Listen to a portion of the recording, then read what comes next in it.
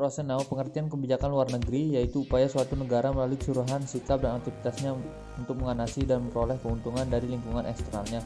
Kebijakan luar negeri menurutnya ditunjukkan untuk memelihara dan mempertahankan kelangsungan hidup suatu negara.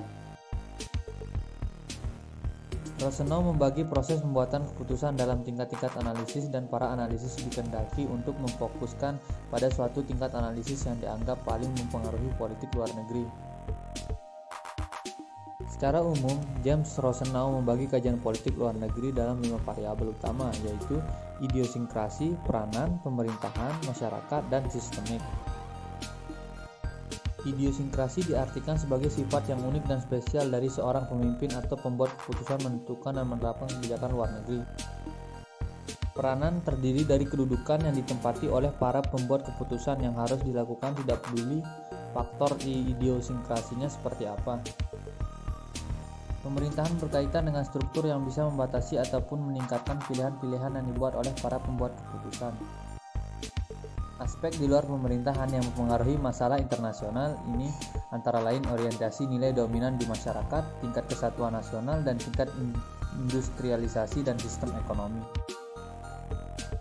Sistem meliputi aspek-aspek non-human di lingkungan eksternal, suatu masyarakat atau tindakan-tindakan yang terjadi di luar negeri yang mengkondisikan atau mempengaruhi pilihan dibuat para pembuat keputusan. Dalam perkembangan kajian saintifik, studi hubungan internasional, variabel-variabel yang disebut James Rosenau ini sering dijadikan level atau tingkatan-tingkatan analisis tersendiri yang terpisah satu sama lain. Tujuan James Rosenau untuk membuat generalisasi proporsi faktor-faktor yang paling berpengaruh dengan urutan yang jelas dalam politik luar negeri pada tiap-tiap negara nampaknya sulit diwujudkan karena dalam setiap isu dan konteks, faktor yang paling berpengaruh selalu berbeda-beda satu sama lainnya. Contoh kasus, Iran di bawah pimpinan Ahmadinejad berani melawan embargo dari Amerika Serikat.